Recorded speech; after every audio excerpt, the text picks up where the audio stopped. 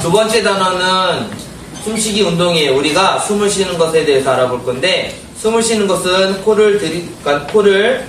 코에서 숨을 들이쉬면 코 공기가 코로 들어가서 코에 있는 코털과 다음에 점막에 있는 수분기로 의해서 데펴지고 먼지가 걸러져서 기관으로 도착하고 기관에서 양쪽 기관지에서 폐로 간다고 했죠. 우리가 이게 숨을 쉬는 거죠. 숨을 들이쉬고 내쉬고 가죠. 들이쉬는 것을 우리는 들숨이라고 하고요.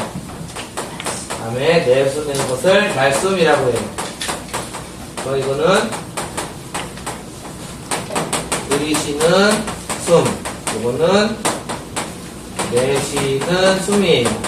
자, 우리가 들이쉬는 숨과 내쉬는 숨을 잘 스스로 한번 숨을 쉬어보면서 느껴보면, 숨을 들이쉴 때는 가슴이 위로 올라가는 걸 느끼고요, 숨을 내쉬면 가슴이 내려가는 걸 느껴요. 그럴 때 들숨과 날숨은 가슴에 운동이 있는데, 이 가슴이 왜 운동을 하냐면 바로 갈비뼈와 횡격막이 운동하기 때문에 그래요.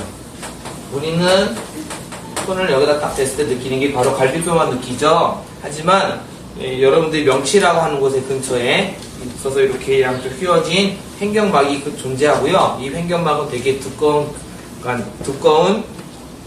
센 근육으로 되어 있어요. 근육으로 되어 있고, 이 횡격막이 아래로 움직이고 위로 움직이고, 갈비뼈가 위로 움직이고 아래로 움직여가면서 숨쉬기 운동을 할 거예요. 숨쉬기 운동을 하는 것에 대해서 2학년이 전체가 간단한 실험을 하나 했어요.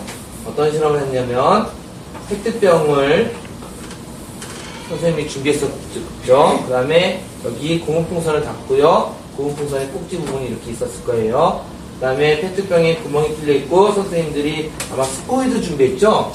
스포이드에 다시 풍선 하나 넣고, 여기도 풍선에 이제 쪼가리로 이렇게 딱 한 이런 간단한 장치를 가지고 숨쉬기 운동이 일어나는 원리를 알아봤어요. 여기가 잡아당겨지면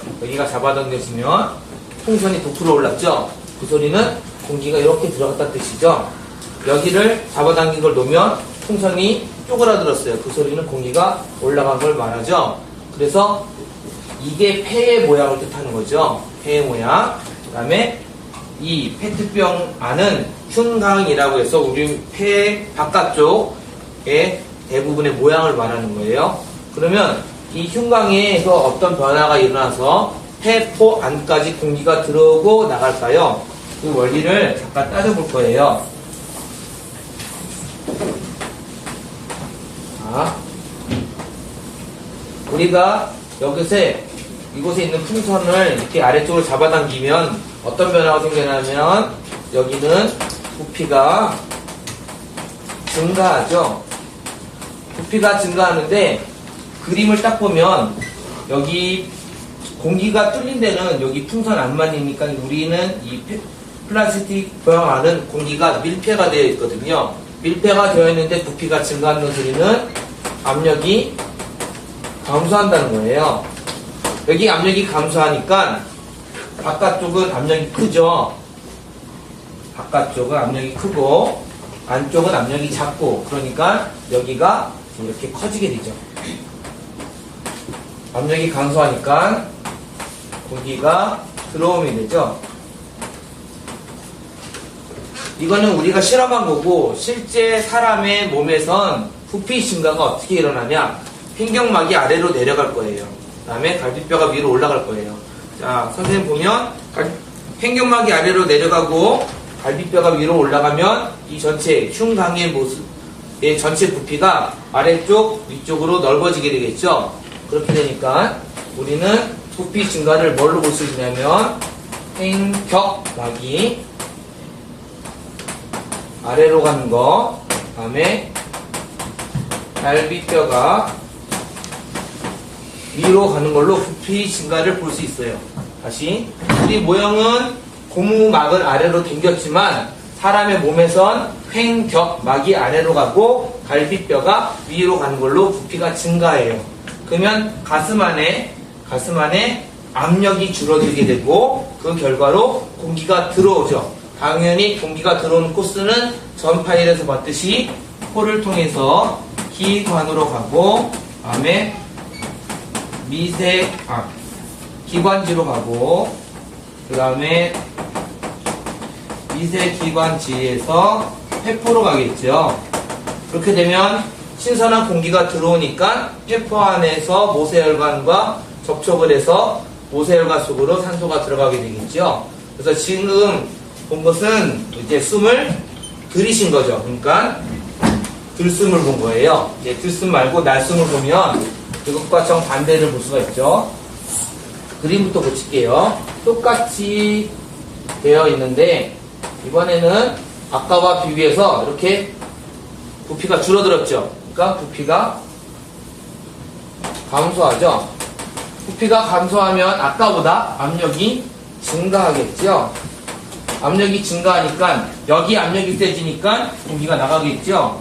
공기가 나가면 되죠. 공기가 나가다는 소리는 거꾸로 폐포에서 미세기관지로 가고 미세기관지에서 기관지로 가고 기관으로 간 다음에 코에서 우리 외부로 나가겠죠.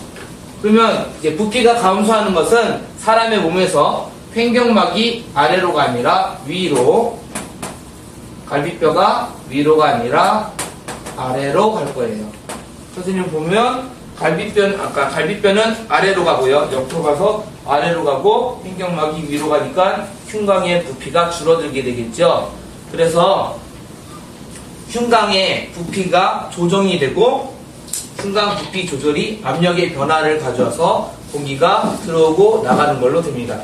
여러분들은 191페이지에 보면 우리가 했던 실험에 대해서 간단하게 볼 수 있는 게 있어요. 그래서 특히 페트병 내부와 페트병 외부에 대해서 압력 크기를 부등호로 표시하는 게 있는데 191페이지 같은 것은 직접 해보면 될 거고요. 192페이지에서는 사람의 실제 갈비뼈와 횡격막의 움직임이 우리가 했던 거에서 지금 그렸던 것처럼 이 모형에서는 어떻게 되고 압력의 변화가 어떻게 되고 공기의 변화가 어떻게 된다는 것이 그림으로 표현이 되어 있으니까 그림도 살펴보고 경반과 신반에서는 이거를 직접 그림을 다 그리게 했으니까 아빠도 그림 한번 그려서 문제를 대비하는 것이 좋을 것 같아요.